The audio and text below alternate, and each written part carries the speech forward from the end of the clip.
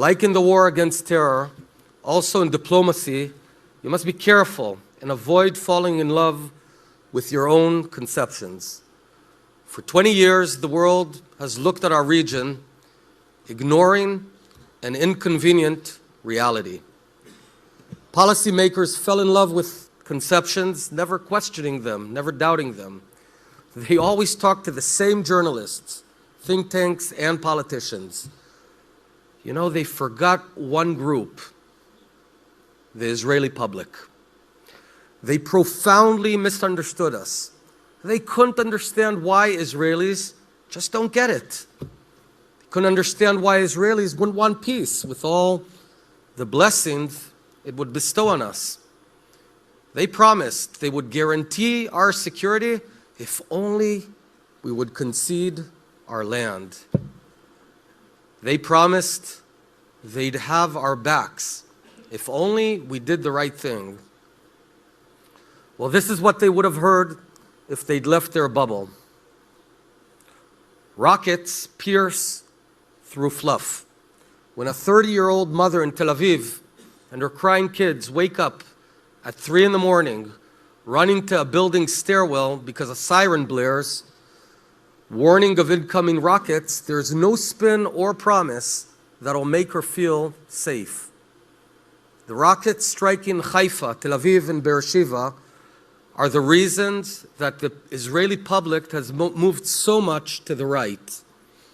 Israel is a country the size of New Jersey, and it's surrounded by Hezbollah, Al-Qaeda, ISIS, and Hamas.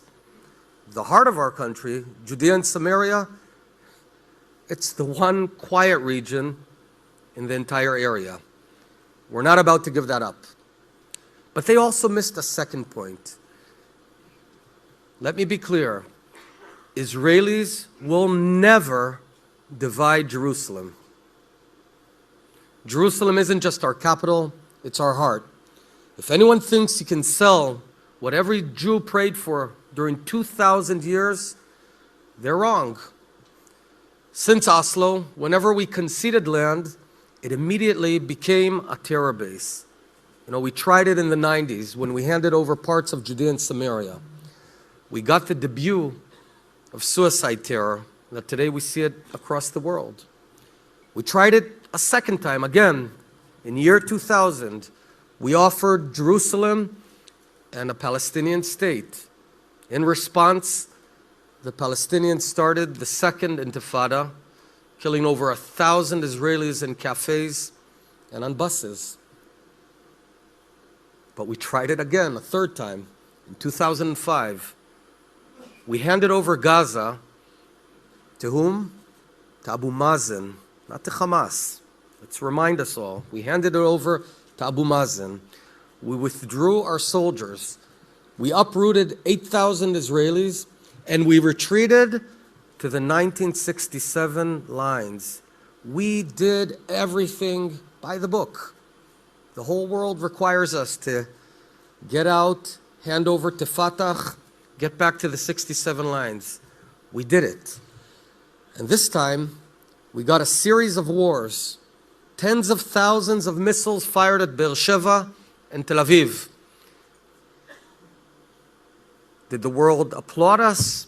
No, we got endless condemnations from the very people who asked us to leave Gaza in the first place. You know, in my previous life, I was a high-tech CEO. One of my managers in my company came over to me and said, listen, I tried a program, it failed. But you know what? I tried the exact same thing again, and it failed again. And I tried it again, yet a third time. Yup, it failed again. Well, I'd say to him, you're fired.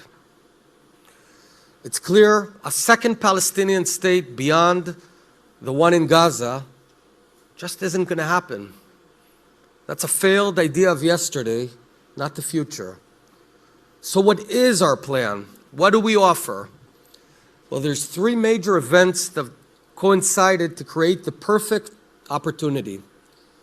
First one is the Arab Spring that morphed into the Muslim winter, having Arab nation states disintegrating and falling apart. The second is the Brexit and the unprecedented challenges that Europe faces at home. The third, the United States has a new president and a new administration. For the first time in 50 years, Israel needs to determine its own fate. No alibis. It's ours to decide. We have to ask ourselves, what do we want? We're at a juncture, and we have to choose what's right for Israel. So there's two main options when the dust settles. Israeli sovereignty, as in my plan on Area C, or a Palestinian state. Let me be clear. My goal is to help Jewish, Christian, and Muslim children, all people. Oslo was supposed to achieve that through a Palestinian state. It failed. My sovereignty plan has 5 points. It'll improve the lives of Israelis and Palestinians, and it can start today.